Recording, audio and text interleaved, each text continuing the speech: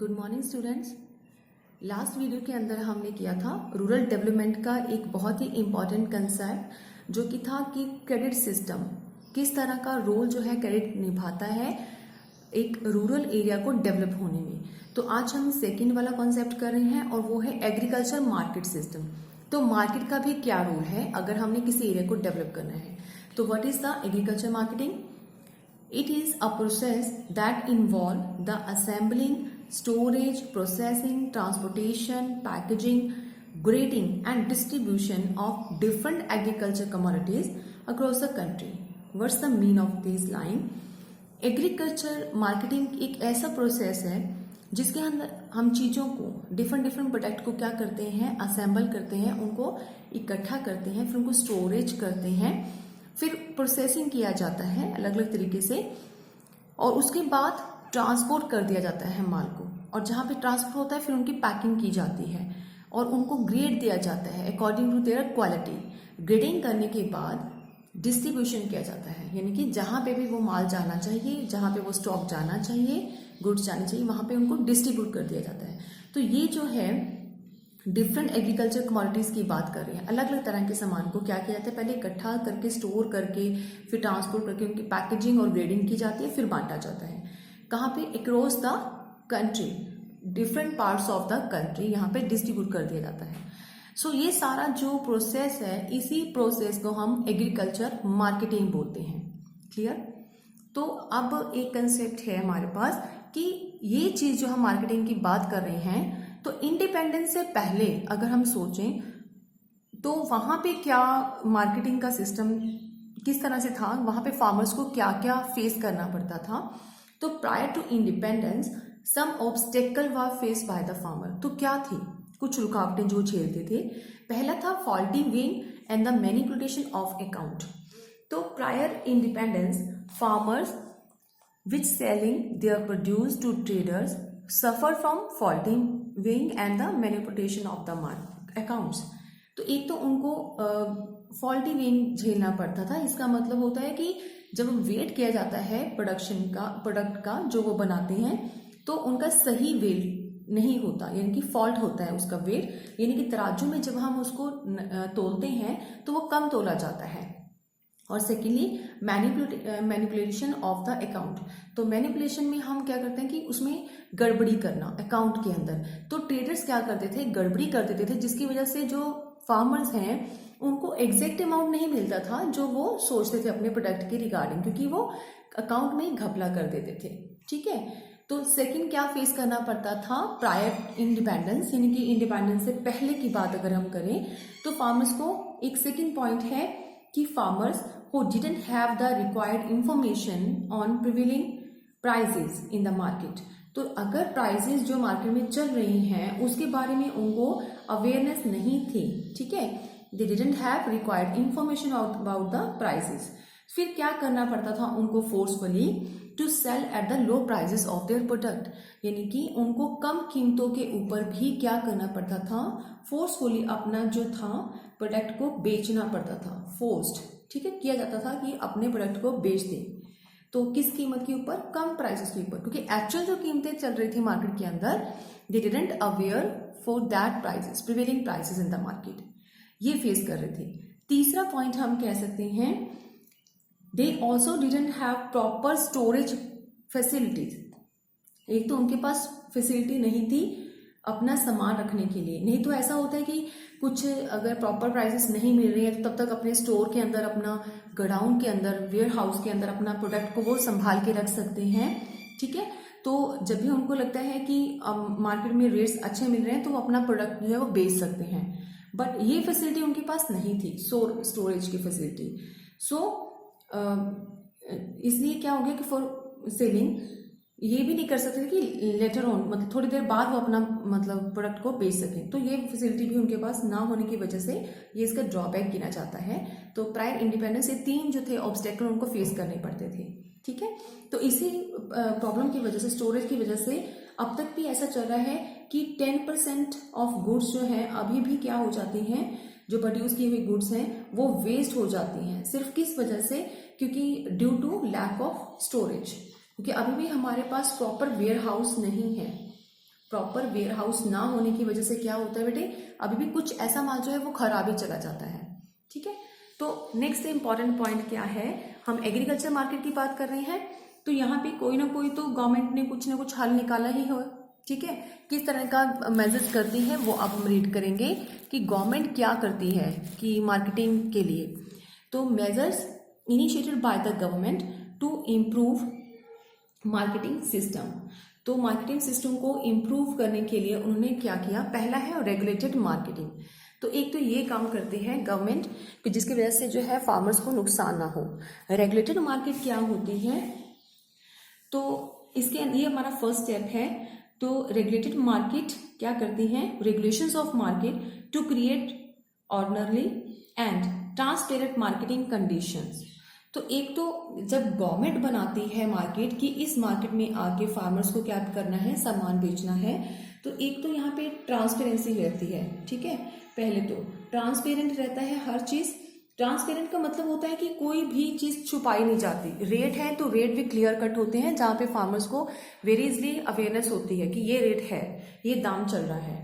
तो उनके कंडीशंस जो भी होती है मार्केट की, तो उसके बारे में भी सारा कुछ उनको पता होता है। ठीक है, तो और वो उस तरीके से क्या कर सकते हैं, मार्केट में अपना सामान जो है बेच सकते हैं। रेगुलेटेड मार्केट के तौर पे अपना सामान बेचते हैं। And by and large this policy benefited the farmers as well as consumer. तो एक तो ये फार्मर्स के लिए फायदा तो है ही है, क्योंकि उनको हर चीज ट्रांसपेरेंट मिलती है, तो हर चीज के बारे में नॉलेज है। दूसरा, कंज्यूमर को भी अवेयरनेस होती है, क्योंकि कंज्यूमर ने इस मार्केट के अंदर जाके सामान खरीदना है, तो सारी चीजें उसके लिए भी सेम है कि उसको भी पूरी नॉलेज है। तो कुछ भी यहाँ पे चीज छुपाया नहीं करते, कुछ भी चीज यहाँ पे छुपी नहीं है, तो हर चीज क्या है, ट्रांसपेरेंस है।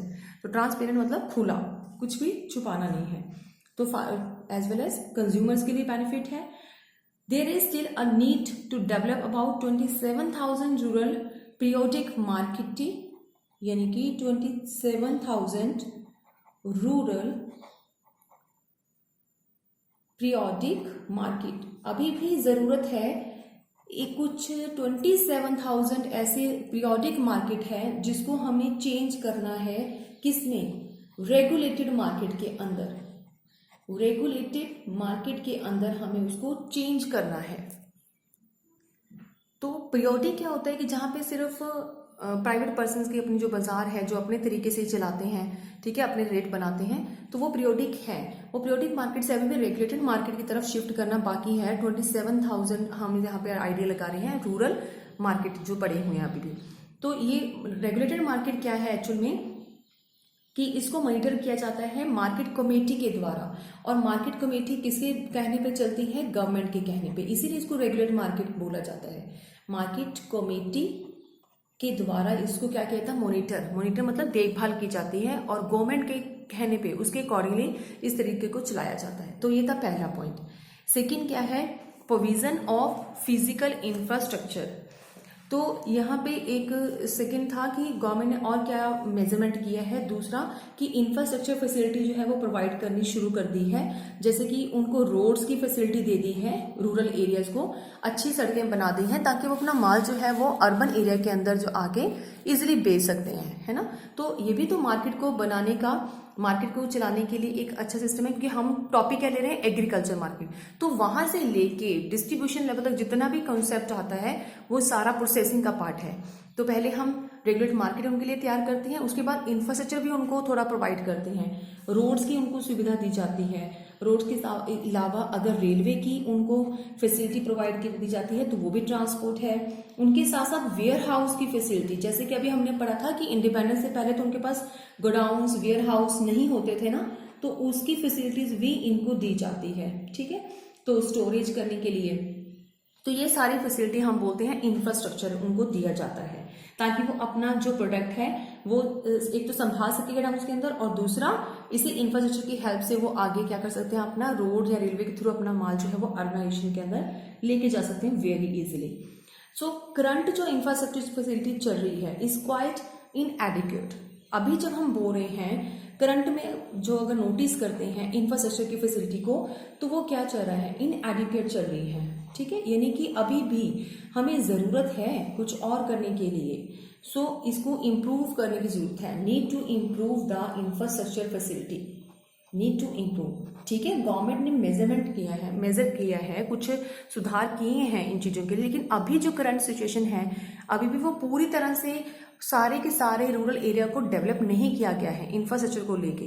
तो जो कमियां हैं उसको नीड टू बी इम्प्रूव करने की ज़रूरत हमें फील हो रही है। तो तीसरा पॉइंट आता है कोऑपरेटिव मार्केटिंग।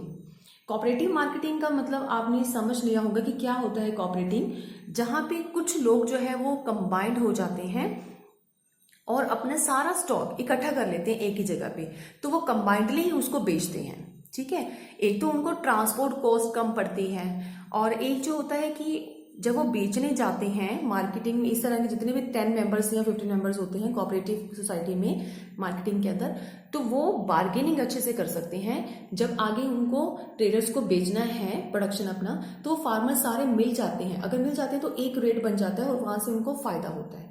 तो ये कोऑपरेटिव मार्केटिंग है। तो in realising fair prices for farmers product, तो वो उनको क्या मिल जाता है, एक फेयर प्राइस जो है मिल जाता है अपने प्रोडक्ट का। The success of millet cooperatives in transforming the social and economic landscape of Gujarat. तो गुजरात वाला आई होप सो कि कई बच्चों ने सुना होगा, गुजरात में एक मिलेट कॉपरेटिव का चला था प्रोसेस। तो वो मिलेट कॉपरेटिव क्या था, गुजरात के अंदर चला था, वो उसके अंदर सोशल और इकोनॉमिक लैंडस्केप जो था वो ट्रांसफॉर्म किया गया था, यानी कि ट्रांसफॉर्मिंग हुआ था, चेंज हुआ था सोशल भी और इकोनॉमिक लैंडस्केप। सोशल और इकोनॉमिक लैंडस्केप का मतलब क्या होता है, features of area of land, यानी कि डिफरेंट जो एरिया हैं, अलग अलग तरह के इलाके हैं जमीन के, तो उनका जो है फीचर्स को भी ट्रांसफॉर्म किया था, यानी कि अच्छा किया गया था। ठीक है, तो इसको हम थोड़ी देर बाद डिस्कस करेंगे जब हमारे पास नॉन फार्मिंग एक्टिविटी आएगी, तो वहां पे मिलेट कॉपरेटिव्स को हम फिर से एक बार रीड करेंगे। तो ये पॉइंट था हमारा कोऑपरेटिव, यानी कोऑपरेटिव सोसाइटी अच्छी चलती है अगर कंबाइंडली फार्मर्स मिलके कुछ करते हैं तो। बट ये जो कोऑपरेटिव सोसाइटीज हैं जो काफ़ी सक्सेसफुल हुई हैं इंडिया के अलग अलग पार्ट में, ये काफ़ी सक्सेस भी हुई हैं, लेकिन अब इसको हम रिसेंटली पास्ट के अंदर अगर नोटिस करते हैं तो कोऑपरेटिव है received a setback during the recent past. अभी कुछ टाइम पहले इसको काफ़ी सेटबैक लगा है, तो ड्यू टू किस रीजन की वजह से ये थोड़ा सा कमियां आई हैं इस कोऑपरेटिव सोसाइटी में या कोऑपरेटिव मार्केट के अंदर। फर्स्ट पॉइंट है inadequate coverage of farmers member. एक तो यहाँ पे जो फार्मर्स मेंबर हैं, हमने कहा था कि सोसाइटी बनती कैसे है, जब मेंबर्स बन जाते हैं बहुत सारे फार्मर्स, तो वो कंबाइंड होकर एक मार्केट बना लेते हैं, अपनी मार्केट बना लेते हैं, जिसको हम कोऑपरेटिव मार्केट कहते हैं। तो इन एडुकेट कवर मतलब ज़्यादा फार्मर्स कवर नहीं हो पाते हैं, बहुत कम मेंबर रह जाते हैं इस मार्केट के अंदर, तो वो प्रॉपर नहीं चलता। ठीक है, दूसरा रीज़न क्या है इसके सक्सेस ना होने का ज़्यादा, lack of appropriate link between marketing and processing cooperatives. तो दूसरा क्या है कि जो प्रॉपर लिंक होना चाहिए था मार्केटिंग का और प्रोसेसिंग कोऑपरेटिव्स का मतलब जो इनका प्रोसेसिंग चलता है, जो उनका काम चलता है, और उसके साथ मार्केट के साथ जो लिंक है वो प्रॉपर नहीं बैठता है। ठीक है, तो जिसकी वजह से इनके एप्रोप्रिएट लिंक ना होने की वजह भी इनका रीजन है कम चलने का। तीसरा आता है इनएफिशिएंट फाइनेंशियल मैनेजमेंट। तो तीसरा इनके पास फाइनेंशियल मैनेजमेंट कम है। ठीक है, तो इसकी वजह से भी कोऑपरेटिव मार्केटिंग जो है वो प्रॉपर नहीं चलती है। अगर आपको क्वेश्चन आ जाए 2 या 3 नंबर में, तो आप 3 पॉइंट जो है वो लिख सकते हो, कोऑपरेटिव मार्केटिंग में क्या कमियां रही जिसकी वजह से वो इंडिया के ज़्यादातर पार्ट में जो है सक्सेस नहीं हासिल कर सका। ठीक है, फोर्थ क्या है, मेजरमेंट किया है, क्या उसने हल निकाला है गवर्नमेंट ने, वो आता है पॉलिसी इंस्ट्रूमेंट। तो फोर्थ है पॉलिसी इंस्ट्रूमेंट के अंदर बेटे 3 पॉइंट्स आते हैं। वेरी फर्स्ट हम पढ़ रहे हैं मिनिमम सपोर्ट प्राइस, यानी कि जिसको हम क्या कह सकते हैं, MSP। तो यहाँ पे एश्योरेंस दिया जाता है, assurance of minimum support price for agriculture product. तो यहाँ पे गवर्नमेंट क्या करती है, एश्योर करती है कि आपका जो फार्मर को बोलती है कि आपका जो प्रोडक्ट है तो उस प्रोडक्ट का एक मिनिमम जो है प्राइस फिक्स कर दिया गया है, यानी कि मिनिमम प्राइस आपको मिलेगा ही मिलेगा।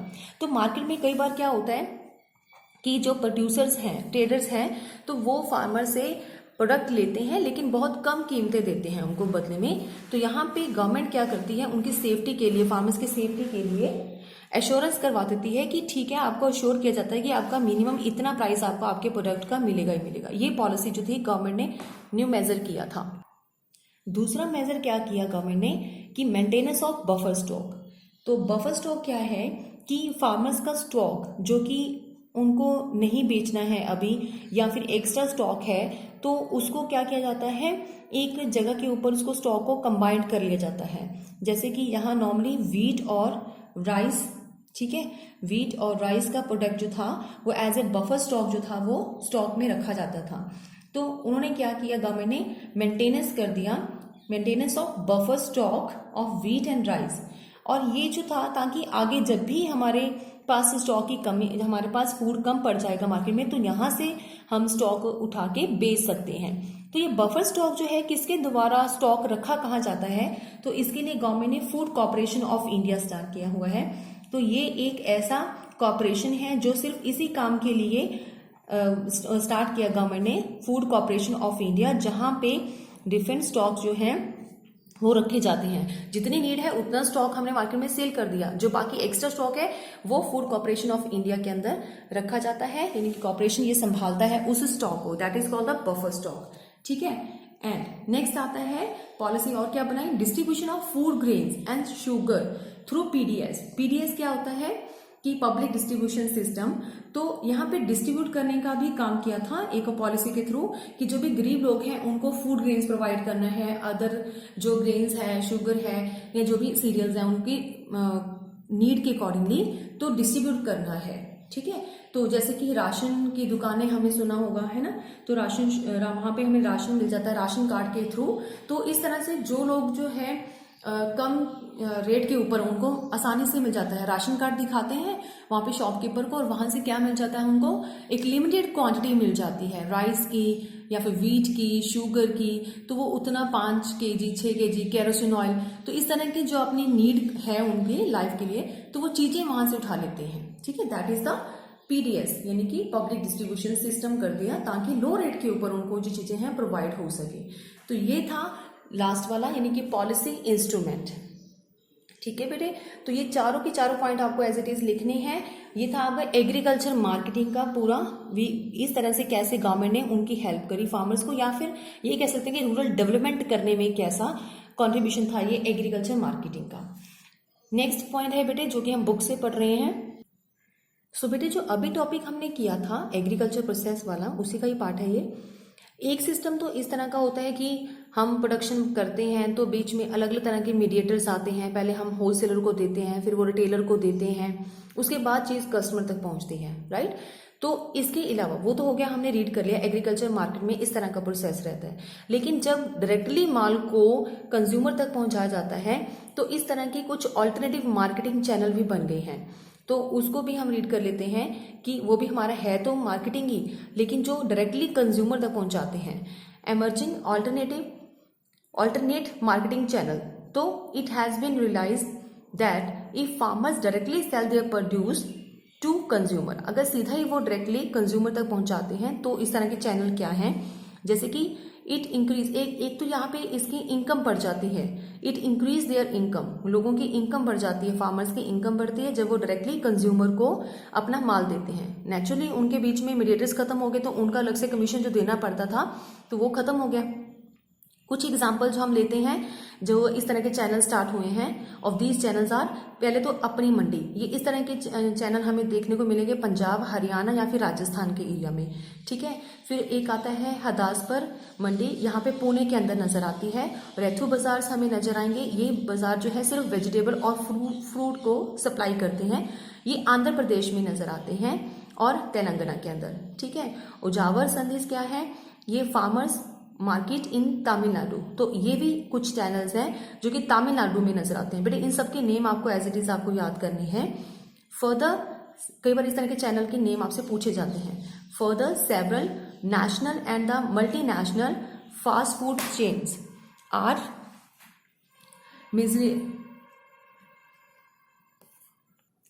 amazingly entering into contract alliance with the farmer to encourage them to cultivate farm product जैसे कि वेजिटेबल और फ्रूट। इट मीन्स टू से कि कुछ इस तरह के नेशनल चेन बनी हुई है, फूड चेन जिसको बोलते हैं, या फिर मल्टीनेशनल यानी कि मल्टीनेशनल कंपनीज, उनके द्वारा भी ऐसे कुछ चेन बनाई गई है जो कि वो किस तरह से एंटर करते हैं, एक कॉन्ट्रैक्ट कर लेते हैं, अलायंस, वो कॉन्ट्रैक्ट करते हैं, जुड़ते हैं किसके साथ, फार्मर्स के साथ, और उनको इनकरेज किया जाता है। किस चीज के लिए फार्मर्स को इनकरेज करते हैं, encourage them to cultivate farm product, कि वो अपना फार्म का प्रोडक्ट बनाते रहें, जैसे वेजिटेबल्स, फ्रूट्स बनाते रहें, ठीक है, ऑफ द डिजायर्ड क्वांटिटी। तो जितनी क्वांटिटी उनको चाहिए, मल्टीनेशनल्स जो भी चेन है, फूड चेन है, वो बताते हैं कि हमें इतना माल चाहिए, इतना प्रोडक्शन चाहिए, तो आप बनाओ। द डिजायर्ड क्वालिटी उनकी अकॉर्डिंगली वो बनाएंगे बाय प्रोवाइडिंग देम, और उसके बदले में ये जो मल्टीनेशनल फूड चेन है ये इनको क्या देंगे, ना तो सिर्फ सीड प्रोवाइड करेंगे, ना ही खाली इनपुट प्रोवाइड करेंगे, इसके अलावा वो क्या चीज उनको एश्योरिटी देते हैं, assure to procurement of the produce at prescribed pre decided prices, यानी कि उनको ये भी एश्योरिटी दी जाती है कि आपका जो भी माल होगा, जो भी प्रोड्यूस होगा, वो हम खरीदेंगे, ठीक है, हम आपको सीड्स भी देंगे, आपको इनपुट भी देंगे, बस आपको मोटिवेट, उनको ये किया जाता है कि आप उसको प्रोड्यूस करो, और उसके अलावा जो प्री डिसाइडेड प्राइसेस हैं उन्हीं प्राइसेस के ऊपर आपका जो माल है, आपका प्रोड्यूस हम खरीद लेंगे, यानी कि प्रोक्यूरमेंट कर लेंगे, राइट। तो it is argued that such arrangements will help in reducing the price risk of the farmer. तो इससे एक बात सामने आती है कि इस तरह के जो अरेंजमेंट्स हैं, जो कि लोग उनको काम करने के लिए इंकरेज करते हैं फार्मर्स को, इसका बेनिफिट क्या होता है, एक तो reducing the price risk of farmers, तो जो उनके माइंड में रिस्क रहता था फार्मर्स के कि हम प्रोडक्शन कर रहे हैं तो हमारा जो प्रोड्यूस है वो मार्केट में बिकता है तो उसके एग्जैक्ट प्राइस मिलेंगे कि नहीं, बट इस तरह के काम के, इस तरह के अरेंजमेंट में जो फूड चेन उनको ये ऑफर प्रोवाइड करती है, तो उनसे एक तो ये रिस्क उनका खत्म हो जाता है कि प्राइस प्रॉपर मिलेंगे कि नहीं मिलेंगे, क्योंकि वो उसकी एश्योरिटी देने के लिए तैयार है। और सेकेंड क्या बेनिफिट इनको फार्मर्स को होता है, would also expand the market for farm product. तो एक सेकेंड उनका पहले था कि उनको कुछ जगह के ऊपर अपना माल बेचने के लिए ही मिलता था, लेकिन अब उनके लिए मार्केट एक्सटेंड हो गई है, ठीक है, तो अब जहां चाहे वो अपना प्रोडक्ट जो है वो बेच सकते हैं। क्लियर। तो ये था हमारा डिफरेंट चैनल। अगर आपको आ जाए ऑल्टरनेट चैनल क्या है मार्केटिंग के, तो इस तरह से भी मैं डायरेक्टली कंज्यूमर तक जो है माल पहुंचाया जाता है। नेक्स्ट बेटे, सो आगे आता है तीसरा पॉइंट। अभी हमने किया था क्रेडिट, एक तो सिस्टम था, दूसरा हमने एग्रीकल्चर मार्केटिंग सिस्टम किया है, और थर्ड पॉइंट आता है डाइवर्सिफिकेशन इनटू प्रोडक्टिव एक्टिविटीज। तो इसके दो एस्पेक्ट हैं। क्या मतलब होता है डाइवर्सिफिकेशन का, कि अलग अलग तरह की प्रोडक्टिव एक्टिविटी होनी चाहिए उनके पास, तो ही रूरल जो है वो डेवलप होगा। पहला तो दो तरीकों से हमने बांटा है इस डाइवर्सिफिकेशन को। पहला तो डाइवर्सिफिकेशन क्रॉप प्रोडक्शन में होना चाहिए। तो क्रॉप प्रोडक्शन क्या होता है, जैसे कि फूड प्रोडक्शन जो प्रोड्यूस करते हैं, उनके अलावा फूड जो उनको चाहिए उस चीज़ की फसलें तो वो प्रोड्यूस करते हैं, साथ में कैश क्रॉप्स भी उनको प्रोड्यूस कर देना चाहिए, ठीक है, जो उनको ज़्यादा बेनिफिट्स देता है। तो अलग अलग तरह की फसलें, वो पहले वो सिंगल फर्म प्रोड्यूस करते थे, अब वो मल्टी फर्म्स जो है वो कर सकते हैं, ठीक है, मल्टी क्रॉप्स प्रोड्यूस कर सकते हैं। तो डाइवर्सिफिकेशन होना चाहिए, तो ये चेंज कर देना चाहिए, जिसके अंदर जो है वो अलग अलग तरह की क्रॉप्स को प्रोड्यूस कर सके। सेकेंड क्या आता है इस एक्टिविटीज के अंदर, कि diversification of the production activity. तो प्रोडक्शन एक्टिविटी को ही डाइवर्सिफाई कर देना। जैसे कि हम कहते हैं कि मार्केट हमारा जो है वो, उसके अंदर हम सिर्फ एग्रीकल्चर जो पार्ट है उसके अलावा नॉन फार्म एक्टिविटी भी साथ में अगर वो ले लेते हैं तो बन जाता है production activity. Non farm activity का मतलब जैसे कि अब वो लाइवली स्टॉक खोल सकते हैं, लाइव स्टॉक, ठीक है, पशुपालन जिसको कहते हैं, वो काम भी कर सकते हैं एग्रीकल्चर के अलावा। पोल्ट्री फार्म खोल सकते हैं, और इसके अलावा या फिर वो फिशरीज का काम कर सकते हैं। तो ये सारे पॉइंट्स हम क्या कर सकते हैं, कंसीडर कर सकते हैं नॉन फार्म एक्टिविटीज के अंदर। नॉन फार्म एक्टिविटी जिसको बोला जाता है, और इसी को प्रोडक्शन एक्टिविटी कहते हैं, नॉन फार्म एक्टिविटीज, ठीक है। तो ये सारे काम क्या कर सकते हैं वो एग्रीकल्चर के अलावा जो किया जा सकता है, जहां पे उनको अर्निंग हो सकती है, तो उनको बेनिफिट हो सकता है। The need for diversification arises from the fact that there is a greater risk in depending exclusively on the farming।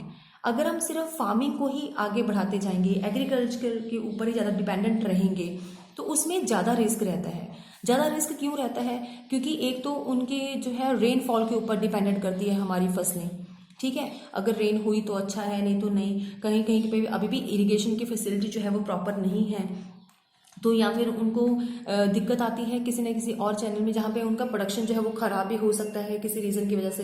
तो फार्मिंग जो होता है वो रिस्क ज़्यादा होता है उस केस के अंदर। तो इस तरह से क्या है, ये डाइवर्सिफिकेशन जो है वो शुरू किया है गवर्नमेंट ने, डिफरेंट डिफरेंट एक्टिविटीज़ जो है प्रोवाइड कर दी है रूरल एरिया को, ताकि वो फार्मिंग के अलावा कुछ और भी काम कर सकती हैं। So diversification towards new area is necessary. तो ये ज़रूरी था कि अलग अलग एरिया के अंदर, न्यू एरिया के अंदर इस तरह की डाइवर्सिफिकेशन प्रोडक्शन एक्टिविटीज़ को स्टार्ट किया जाए। ठीक है, सो ये जो एरिया हमने स्टार्ट किए हैं, अलग अलग तरह पे प्रोडक्शन एक्टिविटीज स्टार्ट किए हैं, not only to reduce the risk of agriculture sector. हमने सिर्फ यही नहीं माना कि इसको रिस्क को कवर करने के लिए हमने शुरू किया है, but also to provide productive sustainable livelihood option. Second reason क्या था, एक तो इसी वजह से कि हमने शुरू किया है कि रिस्क कम हो जाए, जो लोगों का एग्रीकल्चर में रिस्क है। सेकेंड ये भी था कि प्रोडक्टिव, वेरी इंपॉर्टेंट है, कई बार आ जाता है, प्रोडक्टिव सस्टेनेबल लाइवलीहुड ऑप्शंस।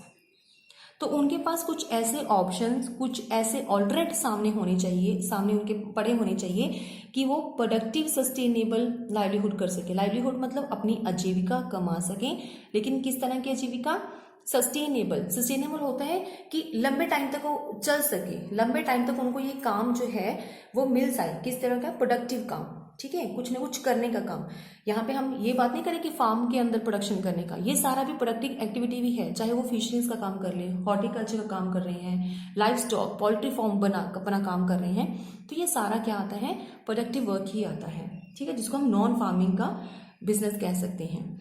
तो इसी के साथ साथ जो नॉन फार्म इकोनॉमी है, इट हैज सेवरल सेगमेंट, उसके कुछ अलग अलग सेगमेंट भी हैं। अलग अलग सेगमेंट में पहला क्या आता है, डायनामिक सब सेक्टर। दो तरह को हम कंसीडर करेंगे। अगर आपको शॉर्ट नोट आ जाए कि नॉन फार्म एक्टिविटी कितने तरह की होती है, तो आप बोलोगे दो तरह की। फर्स्ट होती है डायनामिक सब सेक्टर और सेकेंड होती है सबसिस्टेंट सेक्टर। डायनामिक के अंदर क्या क्या हम ले सकते हैं, it include agro processing industries. ठीक है, तो इसके अंदर क्या क्या आता है, एग्रो प्रोसेसिंग इंडस्ट्रीज, एक तो ये आता है, राइट। इसके अलावा क्या आता है, फूड प्रोसेसिंग इंडस्ट्रीज, ठीक है। और इसके अलावा आता है लेदर प्रोसेसिंग इंडस्ट्रीज, और साथ में आता है टूरिज्म। ठीक है, ये इसको हमने ज़्यादा डीपली नहीं एक्सप्लेन करना, बस इतना सा हमें नेम कंफर्म होने चाहिए कि डायनामिक सब सेक्टर क्या होता है। इसके अलावा क्या होता है, अब यहाँ पे जो ये जो पार्ट है, हम इंडस्ट्रीज की बात कर रहे हैं, यहाँ पे इंफ्रास्ट्रक्चर बहुत अच्छा मिलता है, पोटेंशियल पावर बहुत अच्छी है, प्रोडक्शन ज़्यादा होता है। लेकिन सेकेंड जो है, दिस इज सबसिस्टेंस सेक्टर जो है, इसके अंदर क्या है, these are those sector which have the potential but seriously lack infrastructure. Potential तो यहाँ पे भी है, लेकिन इनके पास लैक ऑफ इंफ्रास्ट्रक्चर है, यानी कि ज़्यादा इंफ्रास्ट्रक्चर नहीं मिलेगा हमें इस फील्ड के अंदर, जो हमारा दूसरा पार्ट है जिसको हम सबसिस्टेंस बोलते हैं। ठीक है, and other sport including traditional home based industries. तो इसी को हम कह सकते हैं कि जैसे कि घर पे ही कुछ काम कर लेते हैं, ज़्यादा इंफ्रास्ट्रक्चर तो हमें मिलता नहीं है, तो होम बेस्ड इंडस्ट्रीज बना लेते हैं। तो उसके अंदर क्या क्या हम लिख सकते हैं होम बेस्ड इंडस्ट्रीज के अंदर, जैसे कि अब लोग खोल लेते हैं, पोल्ट्री फार्म खोल लिया, तो पहला हम लिखते हैं कि पोल्ट्री फार्म खोल लिया। ठीक है, सॉरी पोल्ट्री फार्म नहीं, पोट्री, यानी जिसमें पोर्ट बनाते हैं। ठीक है, हम वो बना के उसको डेकोरेट कर देते हैं या कुछ भी पोर्ट बना के, तो पोट्री खोल सकते हैं, या फिर क्राफ्ट का सामान कोई भी हम बना सकते हैं। और इसके अलावा हैंडलूम का सामान एक्सेट्रा। तो ये सारे पार्ट क्या आते हैं, सबसिस्टेंस सेक्टर के अंदर हम इसको काउंट करते हैं। ठीक है बेटे, तो ये सारे पॉइंट के साथ ये था दो सेक्टर किस चीज़ के, नॉन फार्म इकोनॉमी के। तो बेटे आज का टॉपिक हम यहीं पे क्लोज करते हैं। नेक्स्ट वाली वीडियो के अंदर हम स्टार्ट करेंगे कि नॉन फार्म एक्टिविटी क्या है। सबसे पहले हम करेंगे एनिमल हस्बेंड्री से स्टार्ट करेंगे टॉपिक। ओके बेटे।